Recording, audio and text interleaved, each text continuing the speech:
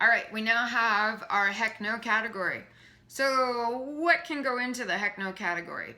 Really processed snack foods, Pringles, pretzels, things like that. Alcohol can go in the heck no category.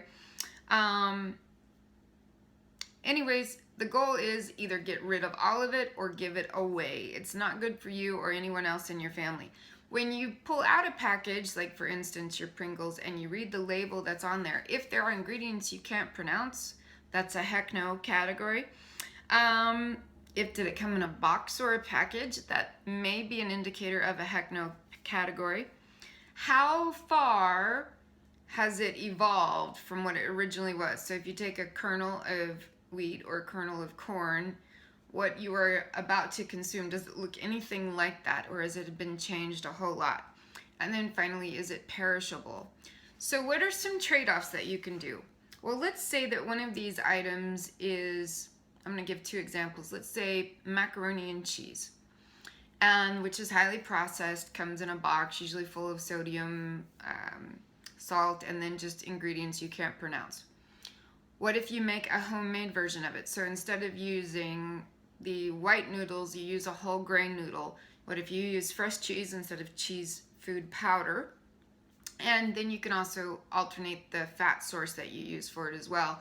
You could do olive oil, you could do real butter, any of those things that your body's going to recognize as real.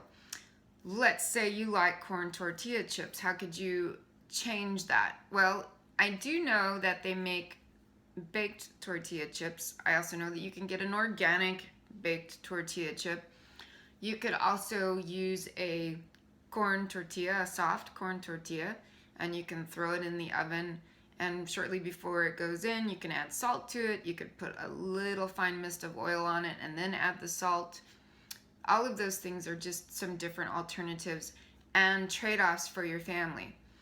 Let's say that there's a treat that your family or the people you live with really like, and it does nothing for you. Like for me, sour type of candies, I don't want them. I never crave them. I'm never going to eat them. So they can stay in my house. Again, as you're going through this process and you start finding that you're wanting something or you're missing something, figure out what it is that's causing you to want that. Is it that it's true hunger, or is there another reason for it? And then figure out the word that describes it, because it's usually a feeling that you're going through. Last thing, just relax. This isn't a process of no, you cannot have this, and yes, you can have this. So be compassionate towards other people in your home, be compassionate towards yourself, and just remember, this is one thing at a time.